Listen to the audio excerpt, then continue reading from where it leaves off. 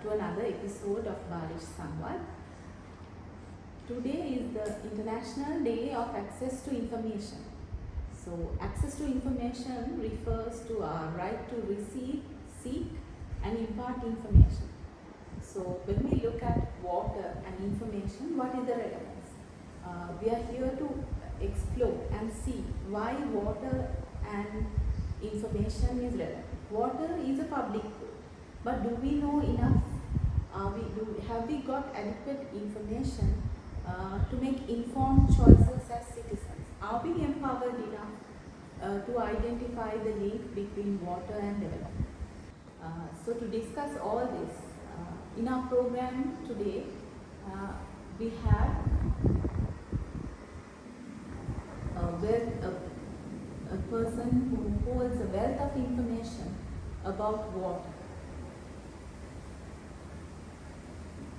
So he's none other than Mr. Baarish, who is currently an advisor to the Sri Lankan government on water and sanitation.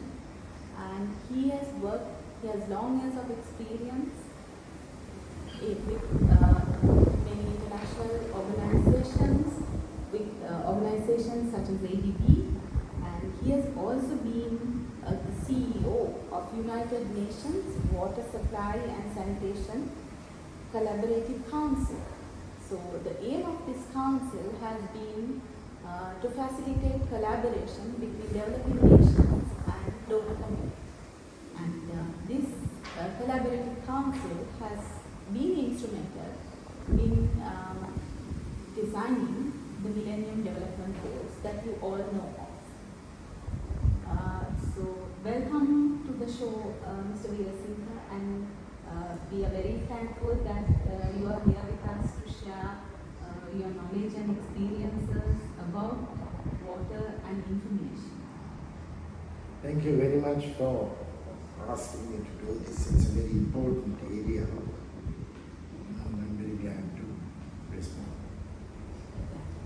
So without much ado, let's get into the discussion. So with your observations and experiences, do you think, or have you observed, like what is the kind of perceptions, the level of awareness among the general public when it comes to making informed choices about water? Do they know enough about water other than water being formed with hydrogen and oxygen, and it is in liquid, solid and gaseous forms? Do the public know enough whether it's being a finite source or infinite? I think the public is generally aware of the importance of water, land and air as the primary resources for humankind. Mm-hmm. As to whether they know the importance of managing these resources in an effective way, they are aware of the institutions which are responsible for helping them. The institutions themselves require to have the support of the public, and the public needs to be aware of how to manage this very important resource. Now, there can be many difficulties, and part of that difficulty is that they are not very aware of how much water there is. That water is also an economic good, in addition to being absolutely important to life. That water to the doorstep, treated water to the doorstep, costs a lot of money. That the water needs to be conserved and not mismanaged and wasted. These are areas where there needs to be much greater awareness raising amongst the public. Coming back to some of the information about that, you said like getting safe water to the doorstep. Looking at the current Sri Lankan context, we see there is a lot of kind of public being disgruntled or about the increasing water tariffs. So, what is the do we know enough in that sense? Is it also due to lack of awareness? Do people know that there is a cost involved? Like there is a cost for energy, for transporting of water, and then purification processes. That there are other sources of water apart from the main supply that is provided by the government, by the water board. I think the people are aware of the fact that the water is treated. Sometimes water has to be transferred miles and miles to bring it to your doorstep. I believe, knows that there is a cost involved, but they are not totally aware of the fact that they must all share the cost.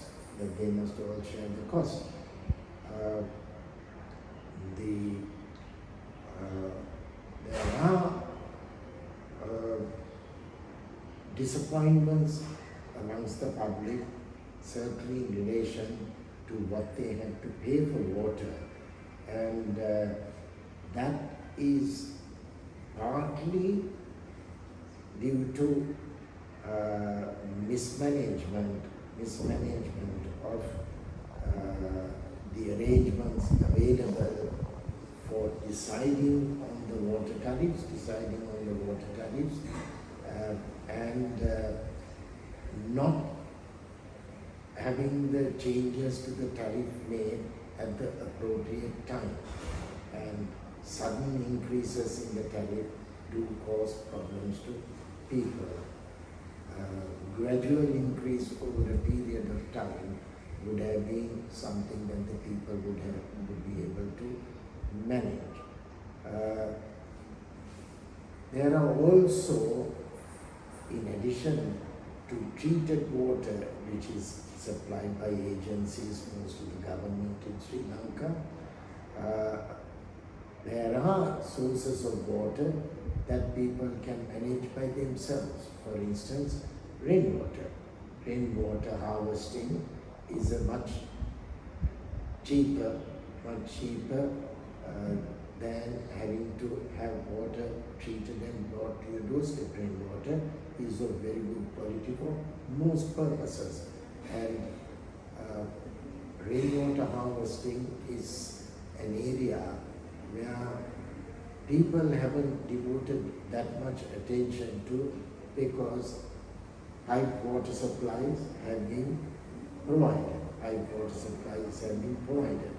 And rainwater harvesting, rainwater artificial recharge, conservation, pollution control, those are areas where people rarely get involved in, and there's a lack of institutional arrangements to manage this for the people and by the people, and this is an area that requires to be strengthened. Awareness raising amongst the people on management of water by agencies and by themselves are areas where I think it is important that much greater education is provided through the agencies, through schools, through media, and we are in that state where water has become a very important resource that we must manage even for the generation to come. Yes. So speaking from something that you stated, like it has to be managed for future generations. There is lack of awareness, and there is a role to play among schools at school level, by media and so on. So, but at the same time, like if we are to manage water resources properly, we could getting people's engagement. Having an informed public also helps to have the public engagement for better management of water resources and for better so where they don't always wait for the water supply to be provided from the by the government, or they look for other options if there is information provided to them easily. And talking about providing information, there is also a culture. Is it like where there are misperceptions about the type of consuming rainwater, or the fact that there has to be research on desalination of water in the oceans for countries like Sri Lanka, instead of simple and cost-effective options such as rainwater harvesting, and also recharging. How do we how or what can we do to overcome such situations? I think in Sri Lanka we have enough water resources provided they are managed well. Going into desalination and such expensive and sophisticated arrangements should be something very much in the future if need be. At the moment, we have enough resources to be managed and properly managed.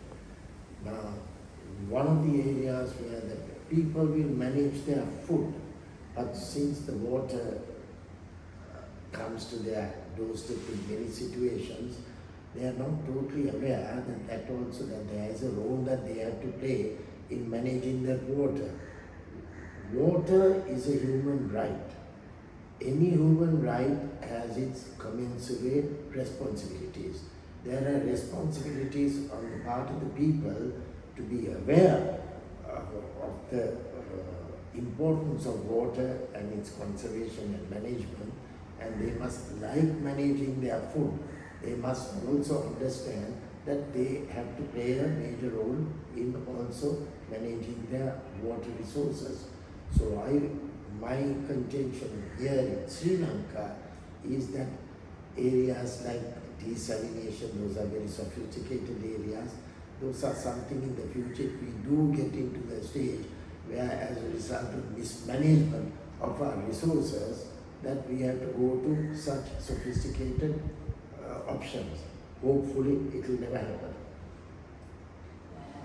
Yes, so talking about information related to water, that is some of the about misperceptions or distorted information about projections. So that's the kind of information that goes to people easily because of there isn't a proper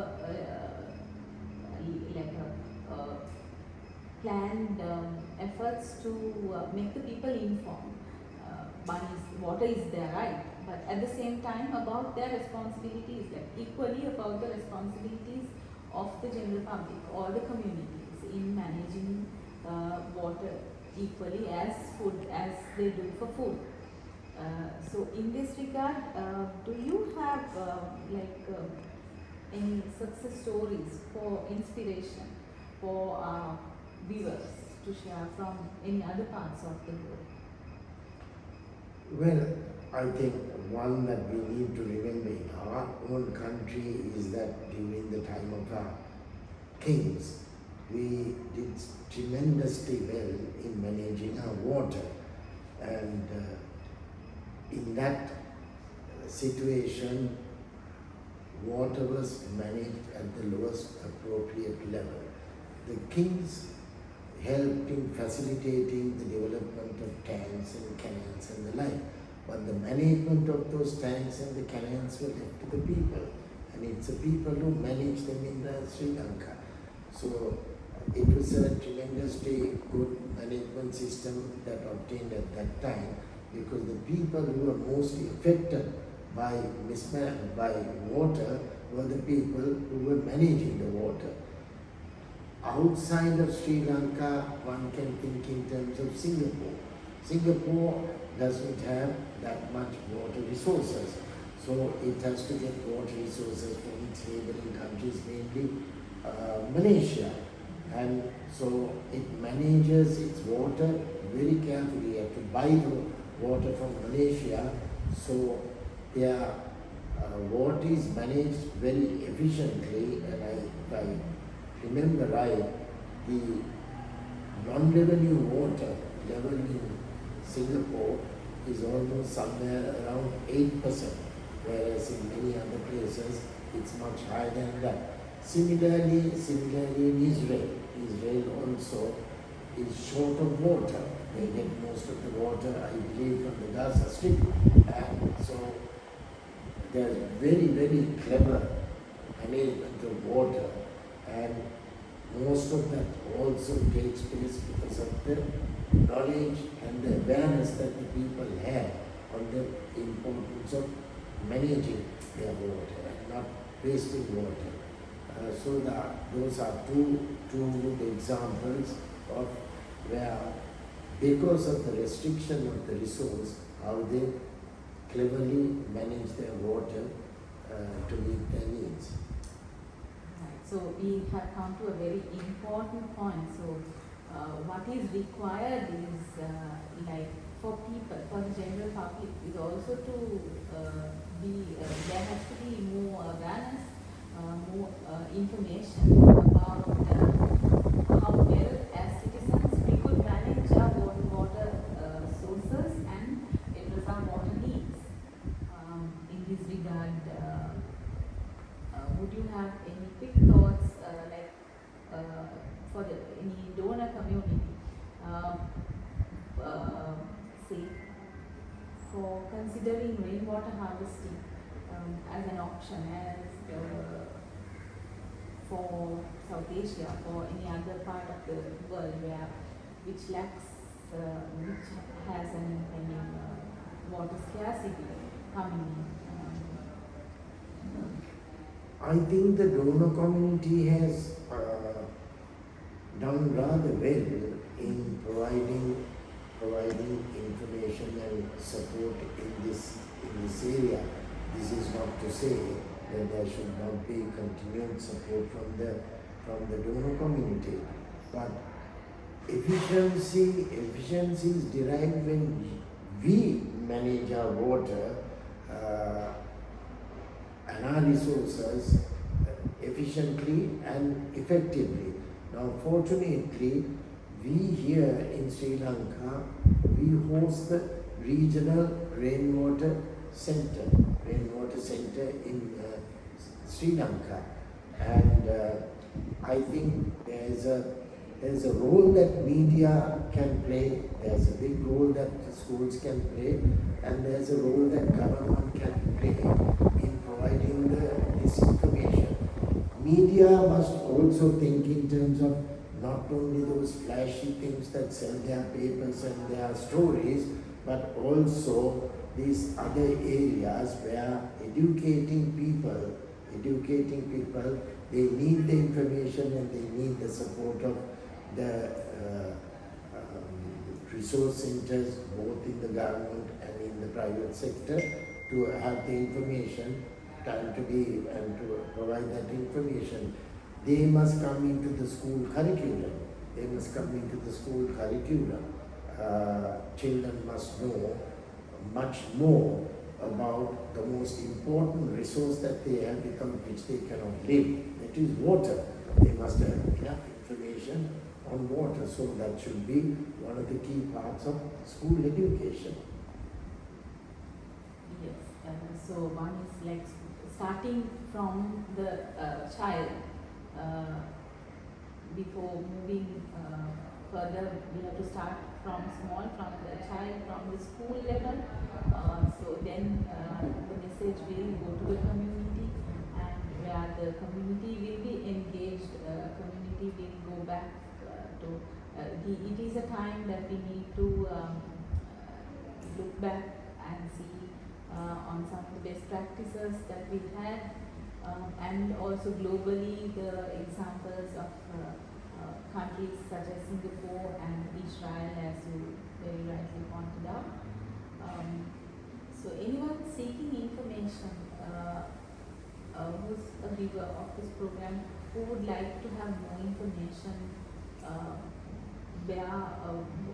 what would be some of your recommendations? Where would they go to? How could they access information? Well, here in Sri Lanka, we have the Regional Center for Rainwater Harvesting. Then we have the Forum, Rainwater Harvesting Forum. Then there are the government agencies. I believe very recently there has been a lot of work.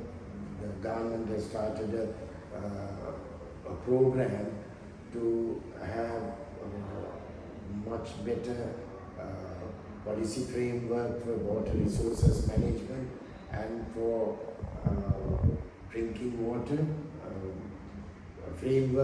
policy framework in place. So I think the government has launched on some very good programs here to strengthen water management and distribution, to where it matters.